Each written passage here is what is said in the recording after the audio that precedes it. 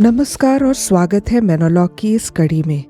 पिछली कड़ी में हमने जाना कि कैसे मेनो साइमंस एक डच पादरी धार्मिक परंपराओं और सामाजिक दबावों के बीच सत्य की खोज में एक साहसिक यात्रा पर निकल पड़े। आज की यह कड़ी इस त्रयी का दूसरा भाग उनके जीवन से नहीं बल्कि उनके विचारों से जुड़ी है। उनके विश्वास, उनकी आत्मिक दृष्टि और उनकी शिक्षाएं जिन्होंने न केवल मेनोनाइट आंदोलन को आकार दिया बल्कि आज भी विश्व भर में अनगिनत कलीसियाओं के लिए एक मार्गदर्शक सिद्धांत बनकर जीवित है। तो आइए हम मेनो साइमंस की प्रमुख धर्मशास्त्रीय शिक्षाओं को विस्तार से समझें और यह भी जानें कि वे मार्टिन लूथर, उल्रिक zwingli और रोमन कैथोलिक परंपरा से कैसे भिन्न थे। इससे पहले कि हम मेनो साइमंस की शिक्षाओं और विश्वासों के गहन अध्ययन में प्रवेश करें, एक अत्यंत महत्वपूर्ण बात को ध्यान में रखना आवश्यक है। हमारा उद्देश्य किसी भी अन्य मसीही परंपरा की आलोचना करना या स्वयं को श्रेष्ठ ठहराना नहीं है। हम केवल यह प्रयास कर रहे हैं कि आपको शिक्षित किया जाए इस विषय में कि अलग अलग परंपराओं की व्याख्याएं कैसे भिन्न हैं। हमारा लक्ष्य यह नहीं है कि हम किसी अन्य दृष्टिकोण को तिरस्कार पूर्वक अस्वीकार करें, बल्कि यह है कि हम भली भांति जानकार बने ताकि भविष्य में हम एक दूसरे के साथ सार्थक और आत्मीय संवाद कर सकें। अब यदि हम एनाबैप्टिस्ट परंपरा की बाइबल व्याख्या की ओर लौटे तो यह स्पष्ट होता है कि एनाबैप्टिस्ट लोग यीशु मसीह से इतने गहराई से प्रभावित थे कि वे बाइबल पढ़ते तो उन्हें हर स्थान पर मसीह की झलक दिखाई देती। उनके लिए संपूर्ण शास्त्र महत्वपूर्ण था। पुराना नियम मसीह की ओर इंगित करता था और नया नियम मसीह की ओर लौटता था, उस मसीह की ओर जो कलीसिया का संस्थापक, प्रधान, जीवन स्रोत और हर विश्वासी के लिए अनुगमन योग्य आदर्श है। परंतु उनके लिए बाइबल एक समतल ग्रंथ नहीं थी जहां हर पुस्तक और पद को समान वजन दिया जाए, क्योंकि वे स्वयं को मसीह के अनुयायी मानते थे और पृथ्वी पर जीवन के लिए मसीह को अपने आदर्श के रूप में देखते थे। उन्होंने सबसे अधिक महत्व गॉस्पल्स या सुसमाचारों को दिया और विशेष रूप से मत्ती 5-7 में वर्णित पहाड़ी उपदेश को, जिसे उन्होंने मसीही जीवन की नीति और आत्मिकता की रीढ़ माना। इसके विपरीत प्रमुख सुधारकों, विशेष रूप से मार्टिन लूथर की रुचि मुख्यतः मसीह को उद्धारकर्ता के रूप में देखने में थी और जस्टिफिकेशन बाय फेथ या विश्वास द्वारा धर्मी ठहराया जाना उनके लिए सर्वोच्च सिद्धांत था। उन्होंने मसीह के जीवन, शिक्षाओं और सेवकाई को कम प्राथमिकता दी, यहाँ तक कहा कि यदि किसी को यीशु मसीह का जीवन और शिक्षा ज्ञात न हो तो भी इस बात से कोई गंभीर हानि नहीं होगी। सुधारकों ने बाइबल की व्याख्या के लिए यह तर्क प्रस्तुत किया कि शास्त्र को कुछ केंद्रीय सिद्धांतों, विशेषकर जस्टिफिकेशन बाय फेथ या धर्मी ठहराए जाने की शिक्षा के प्रकाश में समझना चाहिए। उन्होंने कैटेकिज्म, जो शिक्षा बपतिस्मा की तैयारी के लिए दिए जाते हैं, के शिक्षण ढांचे को व्याख्यात्मक फिल्टर की भांति प्रयोग किया, जिसके माध्यम से शास्त्र की उचित समझ संभव हो। एनाबैप्टिस्टों ने इस दृष्टिकोण को 2 कारणों से अस्वीकार किया।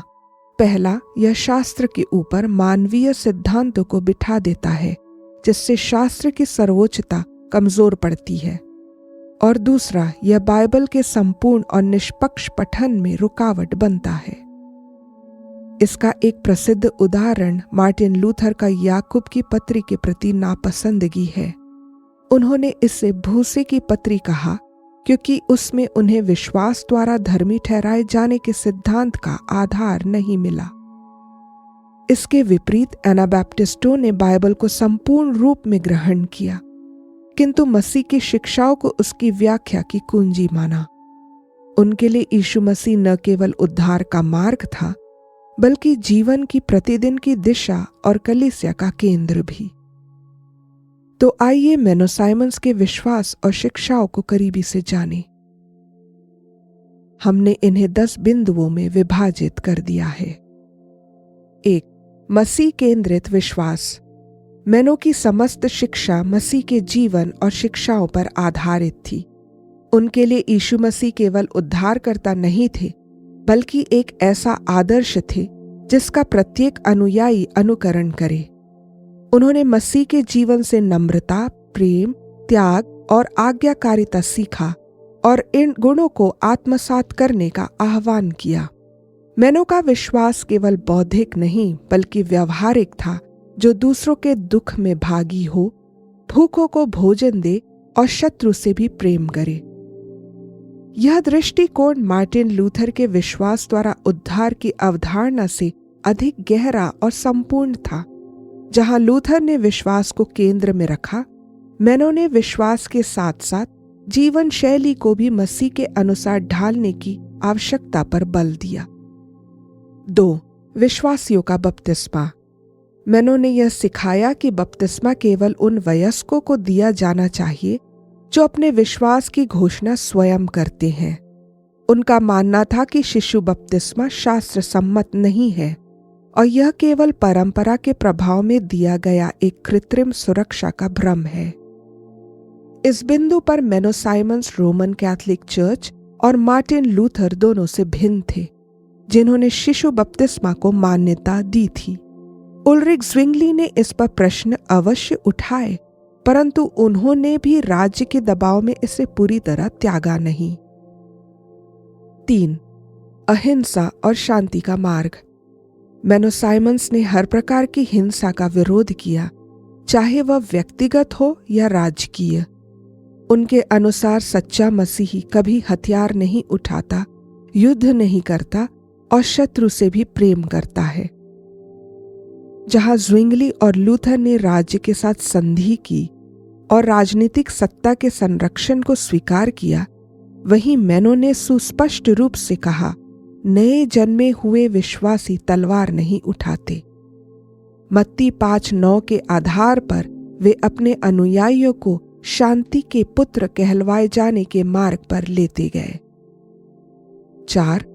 कलीसिया और राज्य का पृथक्करण। मैनो ने यह दृढ़ता पूर्वक सिखाया कि कलीसिया को राज्य की सत्ता से अलग रहना चाहिए। उन्होंने राज्य नियंत्रित कलीसिया को आत्मिक व्यभिचार की संज्ञा दी। इसके विपरीत लूथर और ज़्विंगली दोनों ने राजकीय संरक्षण को स्वीकार किया और कलीसिया को राज्य के अधीनस्थ रहने दिया। मैनो के लिए कलीसिया एक स्वैच्छिक, आत्मिक और सत्यनिष्ठ विश्वासियों का समुदाय था। 5. पवित्रता पर आधारित कलीसिया। मैनो के अनुसार सच्ची कलीसिया केवल उन्हीं से बनती है जिन्होंने नया जन्म पाया है, जो पवित्रता और आज्ञाकारिता में जीवन व्यतीत करते हैं। उन्होंने एक्सकम्युनिकेशन यानी अनुशासन का प्रयोग कलीसिया की पवित्रता बनाए रखने के लिए किया। लूथर और ज़्विंगली की कलीसिया संरचनाएं अधिक बाह्य और व्यापक थीं, जहां राष्ट्रीय सदस्यता थी, पर मैनो ने एक कम्युनिटी ऑफ विजिबल सेंट्स या प्रत्यक्ष संतों की कलीसिया की संकल्पना प्रस्तुत की। 6. प्रभु भोज का प्रतीकात्मक दृष्टिकोण। मैनो ने प्रभु भोज को केवल प्रतीकात्मक माना। उन्होंने ट्रांसब्स्टेंसिएशन, जो कि कैथोलिक सिद्धांत है, और कॉन्सब्स्टेंसिएशन, जो कि लूथर का विचार था, दोनों का खंडन किया। उनके लिए रोटी और दाखरस मसीह के शरीर और लोह के प्रतीक थे, न कि वास्तविक स्वरूप। 7. सोला स्क्रिप्टूरा या केवल शास्त्र की सर्वोच्चता। मैनो ने बाइबल को प्रत्येक विश्वास और व्यवहार का एकमात्र आधार माना, परंतु उन्होंने यह भी जोड़ा कि शास्त्र केवल मान्यता के लिए नहीं बल्कि आज्ञाकारिता के लिए है। यहां वे लूथर से भिन्न हो गए।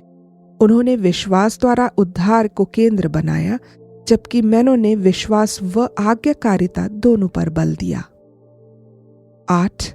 शिष्यत्व और प्रतिदिन की आज्ञाकारिता। मैनो के लिए सच्चा मसीही विश्वास केवल एक बौद्धिक स्वीकृति नहीं, बल्कि प्रतिदिन मसीह के पद चिन्हों पर चलने की यात्रा थी। उन्होंने चीप ग्रेस यानी सस्ता अनुग्रह की निंदा की और जीवन परिवर्तन को सच्चे विश्वास का प्रमाण माना। 9. शपथों का अस्वीकार। मत्ती 5:34 से 37 के आधार पर मैनों ने सभी प्रकार की शपथ का विरोध किया। उनके अनुसार मसीहियों की वाणी इतनी सत्यनिष्ठ होनी चाहिए कि उन्हें सत्य की पुष्टि के लिए परमेश्वर का नाम लेना ही न पड़े। और 10. सताव और शहादत का आदर्श। मैनों ने अपने अनुयायियों को स्पष्ट किया कि मसीही जीवन का मार्ग सरल नहीं होगा। उन्होंने अपने शिष्यों को सताव और बलिदान के लिए तैयार किया। यही सच्ची कलीसिया की पहचान थी। वे पहली शताब्दी की प्रारंभिक कलीसिया के शहीदों की परंपरा में विश्वास रखते थे और मानते थे कि जो कलीसिया दुख उठाने को तैयार नहीं है, वह कलीसिया मसीह की नहीं हो सकती। यह थी मैनो साइमंस की क्रांतिकारी शिक्षाएं, जिन्हें हमने 10 बिंदुओं में विभाजित कर आपके समक्ष प्रस्तुत किया, जो आज भी हमें एक ऐसा जीवन जीने के लिए बुलाती हैं जो केवल धार्मिक नहीं बल्कि शास्त्रनिष्ठ, विनम्र और परिवर्तनकारी हो। अगली कड़ी इस त्रयी की अंतिम कड़ी में हम विचार करेंगे कि मैनो साइमंस की ये शिक्षाएं आज भारत की एनाबैप्टिस्ट कलीसियाओं में किस प्रकार जीवंत हो सकती हैं। हम आत्मनिरीक्षण करेंगे, क्या हम उस ज्योति को अब भी जलाए हुए हैं जो मैनों के माध्यम से हम तक पहुंची थी।